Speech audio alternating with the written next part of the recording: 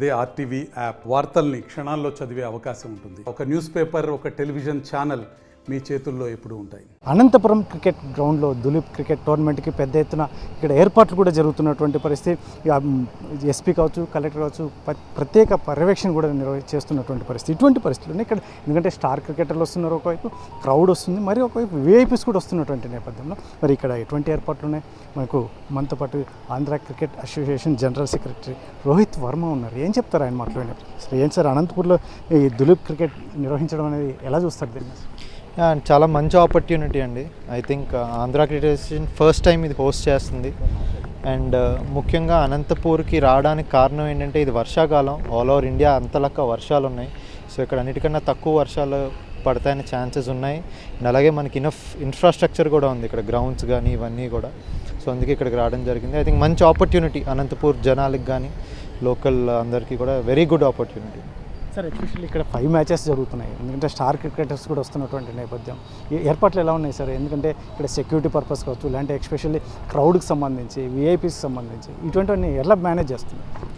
I think local district authorities చాలా బాగా help చేస్తున్నారు. అనంతపూర్ డిస్ట్రిక్ట్ క్రికెట్ అసోసియేషన్ కానీ, డిస్ట్రిక్ట్ కలెక్టర్ కానీ, లేదంటే మన పోలీస్ కమిషనర్ గారు జగదీష్ గారు, ఎస్పీ గారు జగదీష్ గారు కానీ చాలా బాగా హెల్ప్ చేస్తున్నారు. పోలీస్ ఫోర్స్ ఇస్ చాలా ఇంపార్టెంట్, ఎందుకంటే మనం ఎవ్రీడే 4 నుంచి 5,000 మందికి క్రౌడ్ ఎక్స్పెక్ట్ చేస్తున్నాం.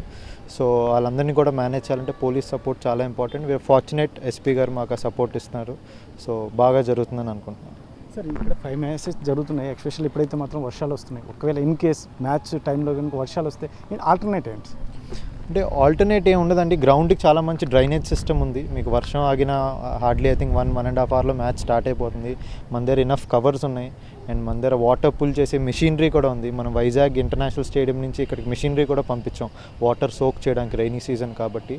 సో అంటే ఇక ఒక ఇంటర్నేషనల్ మ్యాచ్ ఉన్న ఏవేవైతే పరిస్థితులు ఉన్నా అన్నీ కూడా ఇక్కడ క్రియేట్ చేయడం జరిగిందండి.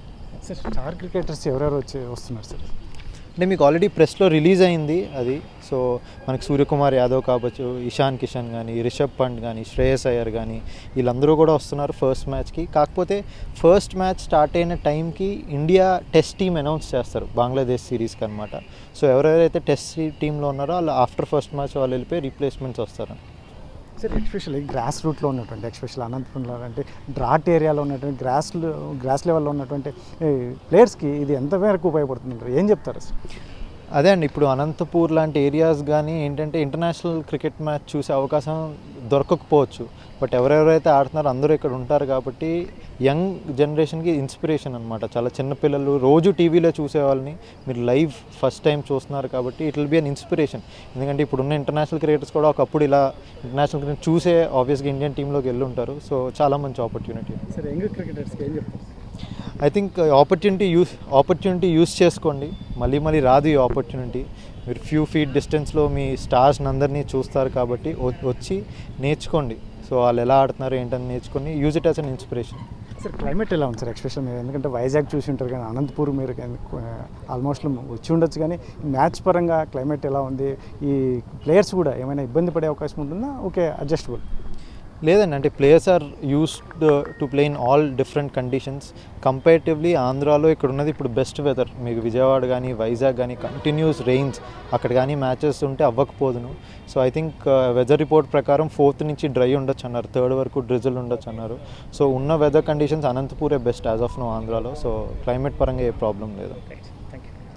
ఇది మొత్తం మీద అయితే మాత్రం Andhra cricket association general secretary Rohit Varma చెప్తున్నటువంటి నేపథ్యంలో ఇక్కడైతే మొత్తం పోలీస్ కావచ్చు, లేదంటే రెవెన్యూ పరంగా కలెక్టర్ కావచ్చు, వీరందరూ మొత్తం మీద పెద్ద ఎత్తున సపోర్ట్ ఉంది. ఇటువంటి పరిస్థితుల్లో ఇక్కడ మంచి వాతావరణం కూడా ఉన్నటువంటి నేపథ్యంలో మంచి మ్యాచ్లు జరుగుతాయి. అందులో ఎస్పెషల్లీ గ్రాస్ లెవెల్లో ఉన్నటువంటి క్రికెటర్స్ కూడా ఇది మంచి అవకాశం. దీన్ని చూసి నేర్చుకోవడం, అలాగే వారి అభిమాన క్రికెటర్లను కూడా డైరెక్ట్గా చూడడం అనేది మంచి శుభపరిణామం. ఇటువంటి పరిస్థితుల్లోనే ఏర్పాట్లు కూడా చాలా చక్కగా ఉన్నాయి. గ్రౌండ్ కూడా ఎందుకంటే చాలా తొందరగా వర్షం వచ్చిన తర్వాత కూడా వెంటనే రికవరీ 1 అవర్ 1.5 అవర్లో కూడా మళ్ళీ మ్యాచ్ రీస్టార్ట్ చేయొచ్చు. ఇటువంటి పరిస్థితుల్లోనే మంచి అవకాశం ఉన్నటువంటి నేపథ్యంలో అనంతపురం లాంటి యువ క్రికెటర్లు కూడా దీన్ని వినియోగించుకుంటే చాలా మంచిదని చెప్పేసి రోహిత్ వర్మ చెప్తున్నటువంటి పరిస్థితి. కెమెరా పర్సన్ సుధాకర్తో చల్లాకి నాయుడు, RTV, అనంతపురం జిల్లా.